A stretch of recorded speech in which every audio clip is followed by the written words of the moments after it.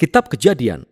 Di video pertama, kita telah melihat bagaimana pasal 1-11 membentuk alur cerita dasar dalam Alkitab.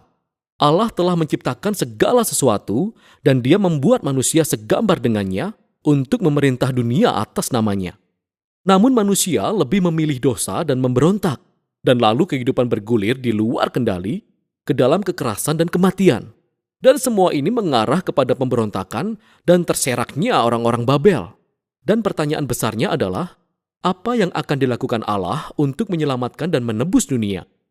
Dari kisah tentang terseraknya orang Babel, penulis menelusuri silsilah sebuah keluarga yang mengarah kepada seorang pria bernama Abram, yang kemudian dikenal sebagai Abraham. Dan janji Allah kepada Abraham di awal pasal 12 mengawali sebuah gerakan baru dalam kisah ini. Allah memanggil Abraham untuk meninggalkan rumahnya dan pergi ke tanah Kanaan yang suatu saat akan diberikan Allah kepada Abraham untuk menjadi miliknya. Di tanah itu, Allah berjanji akan membuat Abraham menjadi bangsa yang besar, membuat namanya masyhur dan memberkatinya. Nah, janji-janji ini terhubung dengan bagian awal dari kitab ini. Jadi orang-orang Babel dengan kesombongannya ingin membuat namanya masyhur, namun ternyata keinginan itu tidak berjalan dengan baik. Namun Allah dalam kemurahan hatinya akan memberikan nama yang besar kepada seseorang yang tidak ternama, yaitu Abraham. Dan berkat Allah bagi Abraham mengingatkan kembali kepada berkat Allah yang semula diberikan kepada manusia pada mulanya. Sekarang pertanyaannya adalah, mengapa Allah mau memberkati Abraham dan keluarganya? Kalimat terakhir dari janji Allah dapat menjelaskan semuanya, sehingga seluruh keluarga di bumi akan menerima berkat melalui engkau. Nah, ini adalah kalimat kunci untuk memahami keseluruhan kisah dalam Alkitab. Rencana Allah adalah untuk menyelamatkan dan memberkati dunia yang penuh pemberontakan melalui keluarga Abraham. Inilah sebabnya mengapa seluruh kelanjutan kisah dalam Perjanjian Lama hanya akan berfokus pada satu keluarga ini, yang nantinya akan disebut sebagai bangsa Israel. Ini juga melatar belakangi mengapa bangsa Israel akan disebut sebagai kerajaan para imam di Gunung Sinai. Allah ingin memakai mereka untuk menunjukkan kepada bangsa-bangsa lain seperti apa Allah itu. Janji inilah yang nantinya akan dijadikan acuan oleh para nabi dan penyair yang mengatakan bahwa pemenuhan janji itu akan datang melalui Raja Mesianis Israel yang pemerintahannya akan membawa keadilan dan perdamaian bagi segala bangsa. Sampai titik ini, kisah ini belum benar-benar jelas. Sehingga kita harus terus membaca dan melihat bagaimana janji ini berkembang. Sisa kitab ini berfokus kepada Abraham dan keluarganya. Pertama-tama, Abraham sendiri, lalu Ishak anaknya, dan Yakub anak Ishak, kemudian berlanjut kepada ke-12 anak Yakub. Dan kisah tentang setiap generasi ini disatukan oleh dua tema utama. Pertama, setiap generasi dari keluarga Abraham ditandai dengan kegagalan yang terulang. Mereka terus-menerus membuat keputusan-keputusan yang buruk yang mengacaukan kehidupan mereka dan menempatkan janji Allah dalam bahaya. Namun demikian, Allah tetap setia kepada mereka. Dia terus menyelamatkan mereka dari diri mereka sendiri dan menegaskan kembali komitmennya untuk memberkati mereka dan memberkati bangsa-bangsa melalui mereka meskipun mereka sering gagal. Kisah Abraham. Allah telah menjanjikan keluarga yang sangat besar kepada Abraham. Namun pada dua kesempatan yang berbeda, Abraham khawatir dengan keselamatannya karena ada laki-laki lain yang tertarik kepada istrinya. Abraham menyangkal bahwa dia telah menikah dengan istrinya. Dan tentu saja hal ini menimbulkan masalah bagi mereka. Dan bukan hanya itu saja. Abraham dan Sarah istrinya tidak bisa memiliki anak. Jadi Sarah mengatur supaya Abraham tidur dengan salah satu hamba perempuan mereka.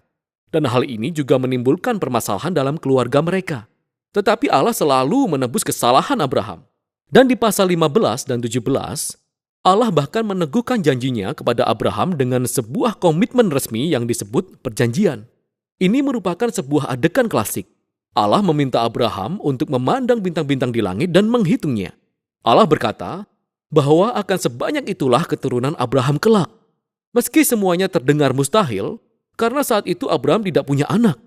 Dan sepertinya tidak akan pernah bisa punya keturunan. Abraham tetap memandang ke langit dan percaya begitu saja terhadap janji Allah. Lalu Allah merespon dengan membuat sebuah perjanjian dengan Abraham. Allah berjanji bahwa Abraham akan menjadi bapa segala bangsa dan bahwa berkat Allah akan dicurahkan kepada bangsa-bangsa. Allah meminta Abraham untuk menandai keluarganya dengan suatu tanda perjanjian, yaitu sunat bagi semua anak laki-laki dalam keluarganya. Hal ini merupakan sebuah simbol peringatan bahwa pertumbuhan keluarga mereka adalah anugerah dari Allah. Dan pada akhirnya, Abraham mempunyai banyak sekali anak-anak dan dia meninggal pada usia yang lanjut. Nah, kisah Yakub menyuguhkan tema yang sama dengan cara yang lebih dramatis.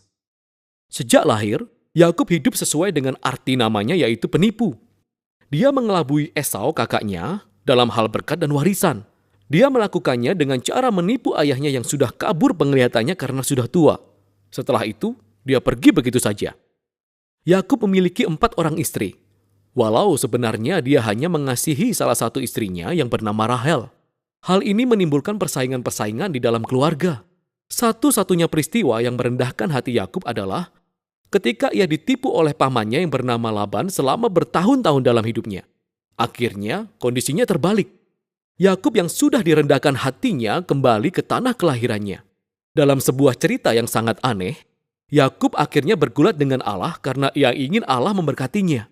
Beberapa hal memang tidak akan pernah berubah, bukan? Tetapi Allah menghargai kegigihan hatinya. Dan dia meneruskan berkat Abraham kepada Yakub. Dan Allah mengganti nama Yakub menjadi Israel, yang artinya bergulat dengan Tuhan. Inilah bagian akhir kitab ini, kisah anak-anak Yakub, di mana seluruh tema cerita mencapai puncaknya. Yakub mengasihi anak termuda kedua yang bernama Yusuf, lebih dari dia mengasihi anak-anaknya yang lain. Dan Yakub memberikan jubah istimewa kepada Yusuf. Dan ke-10 kakaknya menjadi benci terhadap Yusuf. Mereka menculiknya dan berencana untuk membunuhnya. Namun kemudian mereka lebih memilih untuk menjual Yusuf sebagai budak untuk dibawa ke Mesir, di mana ia berakhir di penjara. Betapa keluarga yang gagal. Namun Allah menyertai Yusuf. Allah menyusun rencana untuk membebaskan Yusuf dari penjara, dan pada akhirnya Firaun mengangkat Yusuf menjadi orang penting kedua dalam pemerintahan di wilayah Mesir. Sehingga Yusuf menyelamatkan bangsa Mesir pada masa kelaparan. Dia juga menyelamatkan saudara-saudaranya dan keluarganya dari kematian akibat kelaparan. Sekali lagi, kita bisa melihat kebodohan dan dosa keluarga Abraham yang dipertemukan dengan kasih setia Allah yang sanggup mengubah maksud jahat dari saudara-saudara Yusuf menjadi kesempatan untuk menyelamatkan kehidupan. Hal inilah yang sebenarnya dikatakan Yusuf hampir di bagian akhir kitab ini. Dia berkata kepada saudara-saudaranya, "Memang kamu telah mereka-rekakan yang jahat terhadap aku, tetapi Allah telah mereka-rekakannya untuk kebaikan, yakni memelihara hidup suatu bangsa yang besar." Kata-kata ini diletakkan secara strategis di bagian akhir kitab, karena kata-kata tersebut tidak hanya merangkum kisah Yusuf dan saudara-saudaranya, tetapi juga keseluruhan isi kitab. Mulai dari Kejadian 3 dan seterusnya, manusia terus bertindak egois dan melakukan kejahatan, tetapi Allah tidak akan meninggalkan dunia ini berjalan dengan caranya sendiri. Allah tetap setia dan bertekad untuk memberkati umatnya walau mereka banyak mengalami kegagalan. Kita dapat melihat hal ini terutama bagaimana janji misterius tentang keturunan seorang perempuan akan dikembangkan dalam kitab ini. Ingatlah Kejadian pasal 3.